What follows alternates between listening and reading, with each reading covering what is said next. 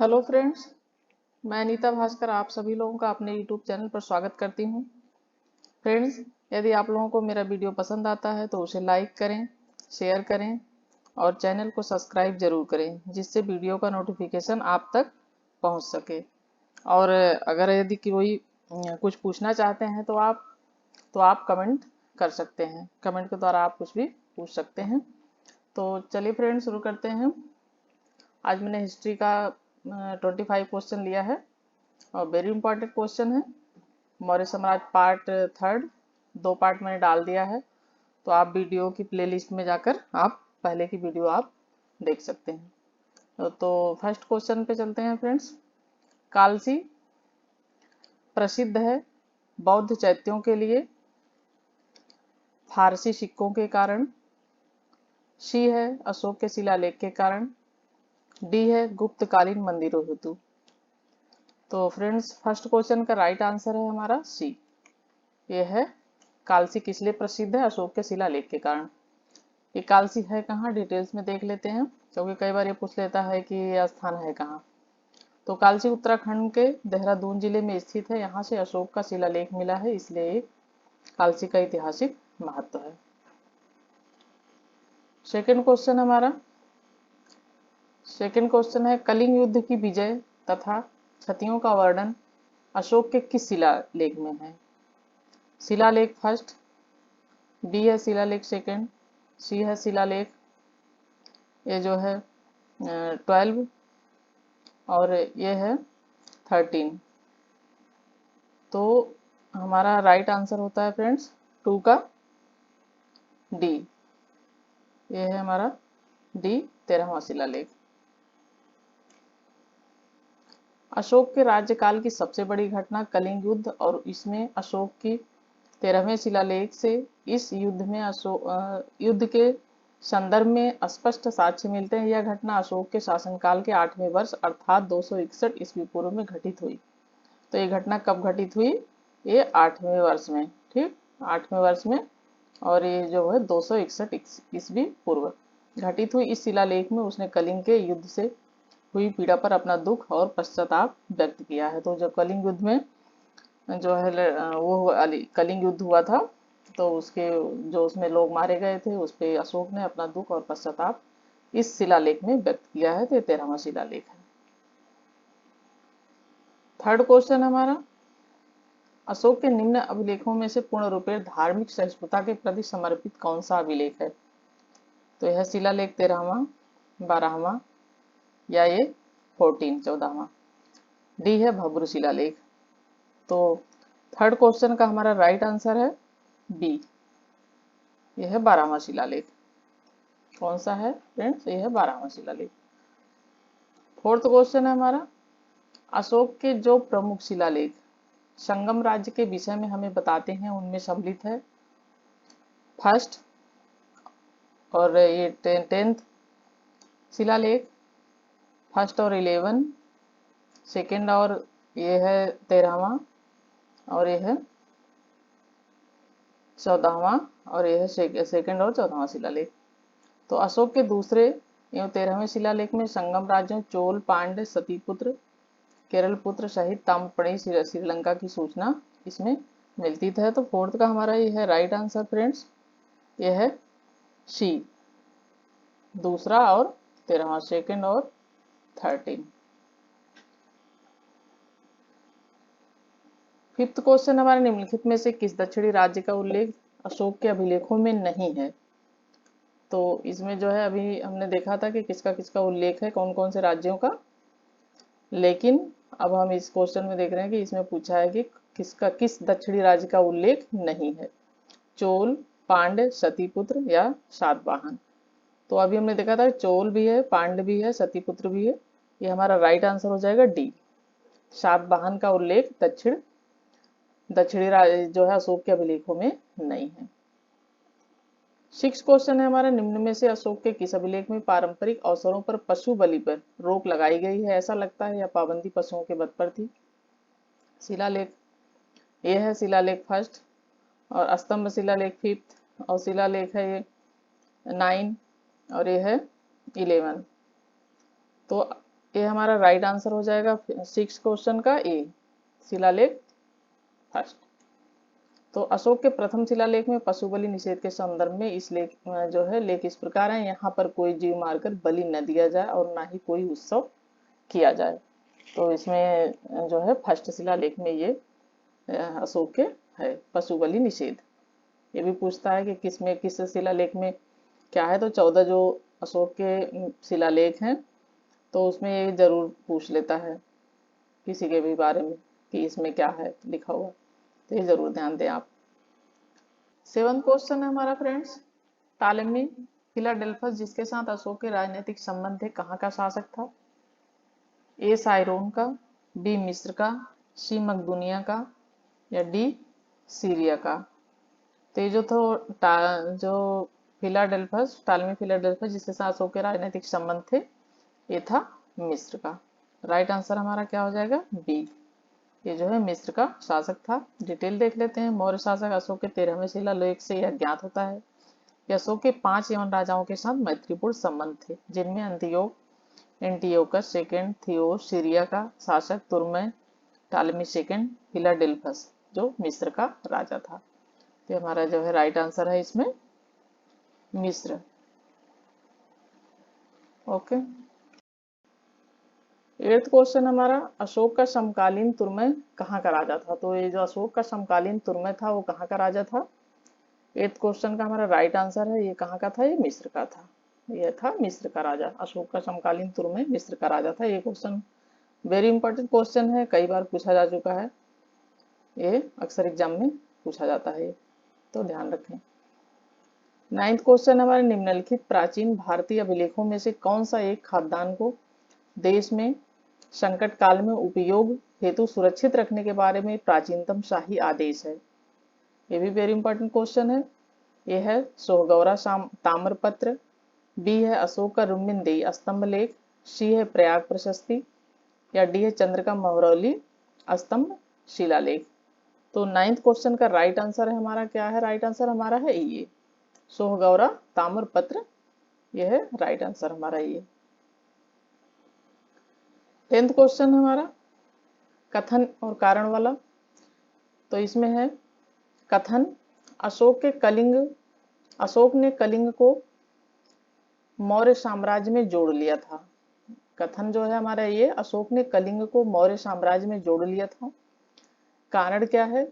कारण देखते हैं। कलिंग दक्षिण भारत को जाने वाले स्थलीय समुद्री मार्गों को नियंत्रित करता था। एक कलिंग जो है कारण में दिया है कि दक्षिण भारत को जाने वाले स्थलीय समुद्री मार्गों को नियंत्रित करता था। तो सही उत्तर का चुनाव नीचे दिए कूट के प्रयोग से हमें करना है।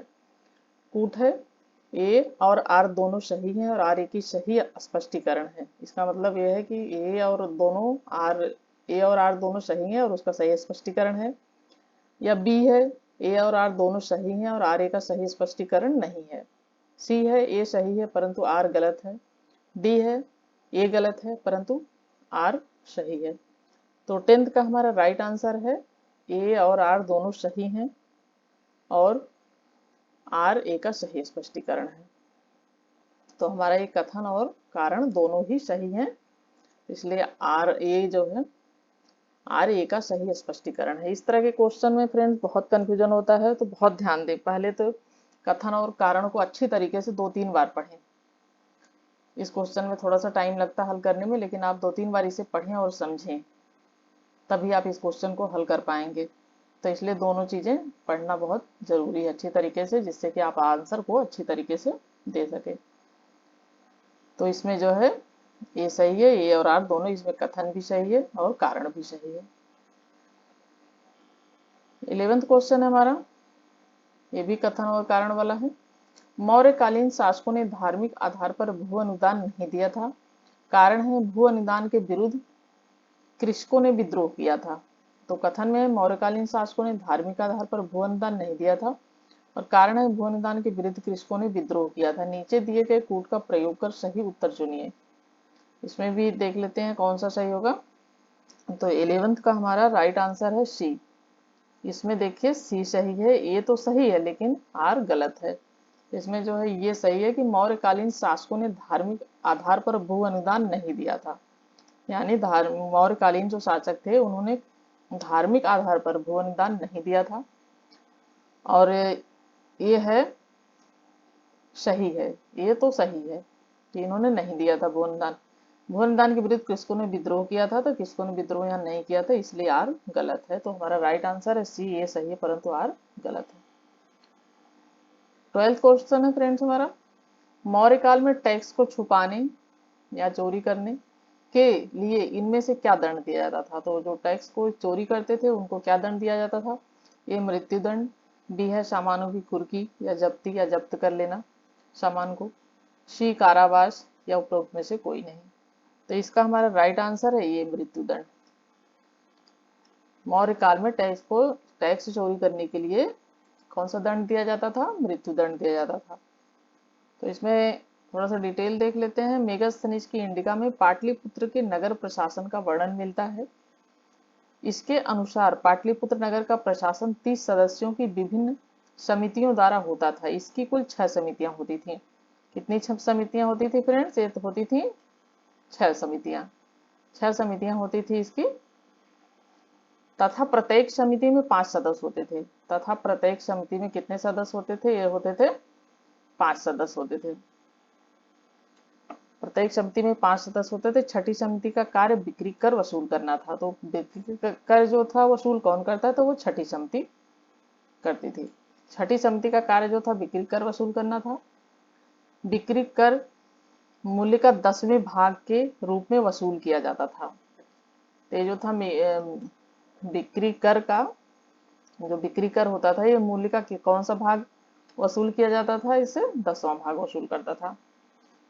10वें भाग के रूप में वसूल किया जाता था। करों की चोरी करने वाले को मृत्यु दंड दिया जाता था। तो करों की जो चोरी करते थे उनको क्या दिया जाता था, उनको मृत्यु दंड दिया जाता था।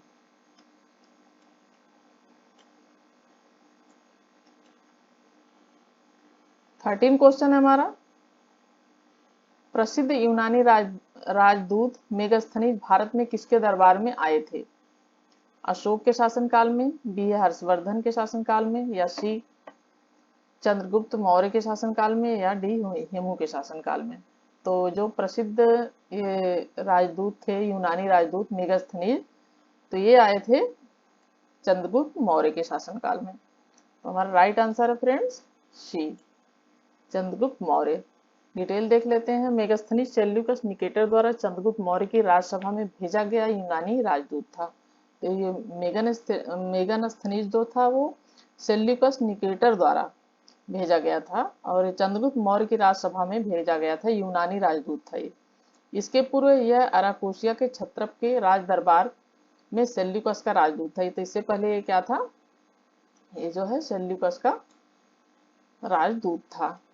ये सेल्यूकस का राजदूत रह चुका था। मेगास्थनीज ने काफी समय तक मौर्य दरबार में निवास किया था। तो मेगास्थनीज जो आया था वो काफी टाइम तक यहाँ पे मौर्य दरबार में रहा था चंद्रगुप्त मौर्य के शासनकाल में। ये ध्यान रखें कि कब आया था, चंद्रगुप्त मौर्य के शासनकाल में मेगास्थनीज आया था और यहाँ पे काफी समय तक रहा था। और भारत में उसने जो कुछ भी देखा सुना उसे उसने इंडिका नामक अपने ग्रंथ में लिपिबद्ध किया। ये इंडिका जो है बहुत ही महत्वपूर्ण पुस्तक थी। इसके जो है बहुत सारी तो चीजें, काफी चीजें गायब हो गई थी, खो गए थे काफी चीजें, पन्ने वन्ने जो भी थे इसके जो लिखे गए थे इस पे, तो काफी चीजें हैं जिससे काफी उस समय मौर्य शासन के बारे में बहुत ज्यादा जानकारी इंडिका से हमें मिलती है।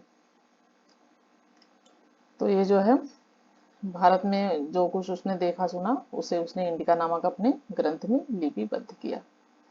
तो ये चंद्रगुप्त मौर्य के दरबार में मेगास्थनीज आया था।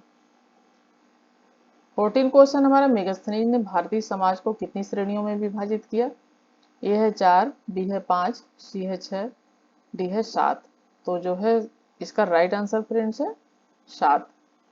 मेगास्थनीज ने जो है भारतीय समाज को कितनी श्रेणियों में बांटा था, मेगास्थनीज ने भारतीय समाज को 7 श्रेणियों में बांटा था।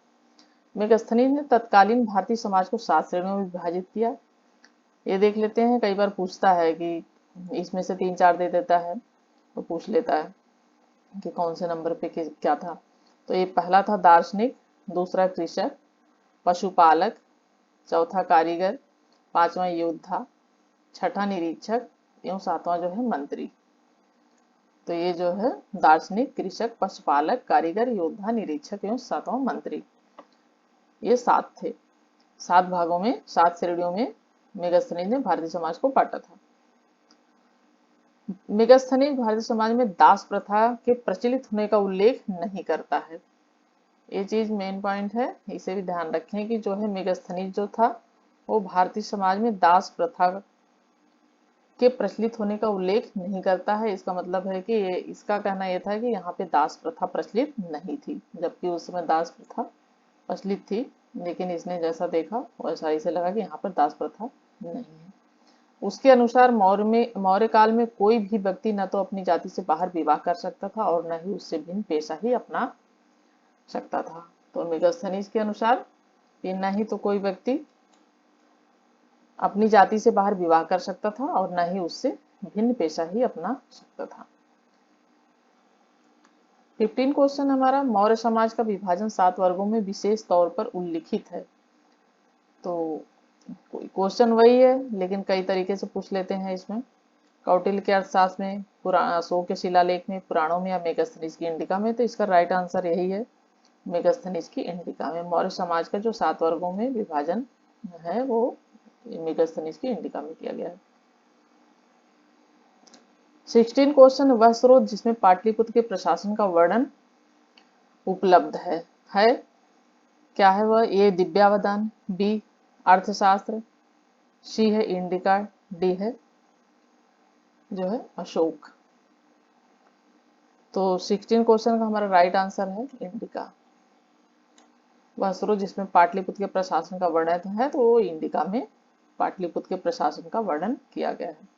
शिलालेख पाटलिपुत्र नगर के प्रशासन का विवरण मेगास्थनीज की इंडिका से प्राप्त होता है। मेगास्थनीज ने पाटलिपुत्र की नगर परिषद की 5 सदस्यों की वाली 6 समितियों का उल्लेख किया। वह नगर के पदाधिकारियों को एस्टिनोमोई कहता था। ये चीज ध्यान रखें, ये पूछ लेता है जो है कि वह नगर के पदाधिकारियों को क्या कहता था। तो ये आप बिल्कुल याद कर लें, ये पूछ लेता है एग्जाम में। एस्टिनोमोई क्या कहता था? नगर के पदाधिकारी को एस्टिनोमोई कहता था। 17 क्वेश्चन हमारा, निम्नलिखित में से कौन स्रोत मौर्यों के नगर प्रशासन का विस्तृत विवरण प्रस्तुत करता है? 17 क्वेश्चन में निम्नलिखित में से कौन स्रोत मौर्यों के नगर प्रशासन का विस्तृत विवरण प्रस्तुत करता है? ये है कौटिल्य का अर्थशास्त्र, बी है मेगास्थनीज की इंडिका, सी है विशाखा दत्त का मुद्राक्षस या डी अशोक का अभिलेख। तो 17 क्वेश्चन का राइट आंसर है मेगास्थनीज की इंडिका। तो मौर्यों के नगर प्रशासन का विस्तृत जानकारी हमें किससे मिलती है? मेगास्थनीज के इंडिका से मिलती है। 18 क्वेश्चन हमारा, मौर्य नरेशों के बारे में निम्न में से कौन सा कथन सही है? उन्होंने विकास किया था। तो मौर्य नरेशों के बारे में कौन सा कथन निम्न में से सही है? उन्होंने विकास किया था। तो किसका विकास किया था? संस्कृति का, बी है कला एवं साहित्य, सी है सोने के सिक्के, डी है प्रांतीय विभाजन। तो इसमें से हमारे राइट आंसर देखना है, केवल ए, केवल बी, ए बी सी या ए सी डी। तो 18 क्वेश्चन का हमारा राइट आंसर है डी। क्या है हमारा राइट आंसर? ए है डी। ये सही है, संस्कृति का विकास किया, सोने के सिक्के, और ये डी प्रांतीय विभाजन। ठीक, तो ये याद रखें आप। 19 क्वेश्चन हमारा, भाग एवं बलि थे, ए सैनिक विभाग, बी राजस्व के स्रोत, सी है धार्मिक अनुष्ठान, डी है प्रशासकीय विभाग। तो राइट आंसर हमारा है बी, भाग एवं बलि क्या थे? वो थे राजस्व के स्रोत थे। ये भी वेरी इंपॉर्टेंट क्वेश्चन है, कर वर के बारे में बहुत पूछता है मौर्य प्रशासन से, क्योंकि मौर्य शासन में ये सब चीजें ज्यादा पूछी जाती हैं। अशोक के अभिलेख और ये जो है कर, टैक्स वगैरह के बारे में, इन सब चीजों के बारे में ज्यादा पूछता है। तो ये था राजस्व के स्रोत, भाग एवं बलि थे राजस्व के स्रोत। डिटेल में देख लेते हैं। भाग एवं बलि प्राचीन भारत के राजस्व के स्रोत थे। अर्थशास्त्र से ज्ञात होता है कि राजा भूमि का मालिक होता था, वह भूमि से उत्पन्न उत्पादन के एक भाग का अधिकारी था। इस कर को भाग कहते थे, इसी प्रकार बलि भी राजस्व का स्रोत था। 20 क्वेश्चन हमारा, मौर्य काल में भूमि कर जो कि राज्य की आय का मुख्य स्रोत था, किस अधिकारी द्वारा एकत्रित किया जाता था? Very important question friends. Maurya काल में भूमि कर जो था राज्य की आय का प्रमुख स्रोत था और किस अधिकारी द्वारा एकत्रित किया जाता था? तो जो भूमि कर था वो किस अधिकारी द्वारा एकत्रित किया जाता था? 20 का क्वेश्चन का हमारा जो है राइट आंसर ये है सीताध्यक्ष। ये राइट आंसर हमारा है सी, सीताध्यक्ष। जो सीताध्यक्ष होता था उस अधिकारी द्वारा भूमि कर राज्य की आय का प्रमुख स्रोत होता था। तो मौर्य काल में सीता से तात्पर्य क्या था? क्वेश्चन देखिए मिलता जुलता वही क्वेश्चन करीब है ये, और इसी को दूसरे तरीके से पूछा गया है। तो मौर्य काल में 21 में मौर्य काल में सीता से तात्पर्य है एक देवी, एक धार्मिक संप्रदाय, राज की भूमि से प्राप्त आय या उछल भूमि। तो हमारा राइट आंसर हो जाता है शी, राज की भूमि से प्राप्त आय जो थी वो सीता से तात्पर्य यही है, राज की भूमि से प्राप्त आय। 22 क्वेश्चन है हमारा, मौर्य मंत्री परिषद में निम्न में से कौन राजस्व इकट्ठा करने से संबंधित था? ए है समाहर्ता, बी है व्यवहारिका, सी है अंतपाल और डी है प्रदेष्टा। तो हमारा राइट आंसर फ्रेंड्स है इसमें 22 का ए, समाहर्ता। जो समाहर्ता था वो मौर्य परिषद में ये जो है राजस्व इकट्ठा करने का कार्य करता था। तो इसमें हम थोड़ा डिटेल देख लेते हैं। मौर्य मंत्री परिषद में राजस्व एकत्र करने का कार्य समाहर्ता के द्वारा किया जाता था। अंतपाल जो था वो सीमा रक्षक या सीमावर्ती दुर्गों की देखभाल करता था। तो ये जो है देख लेते हैं, जो ये राजस्व इकट्ठा करने का कार्य तो करता था ये समाहर्ता, ठीक है। अंतपाल जो था वो सीमा रक्षक था या सीमावर्ती दुर्गों की देखभाल वो करता था, दुर्ग जो होते थे सीमावर्ती उनकी देखभाल करता था। जबकि ये जो प्रदेष्टा था, प्रदेष्टा विषयों या कमिश्नरियों का प्रशासक होता था, ठीक।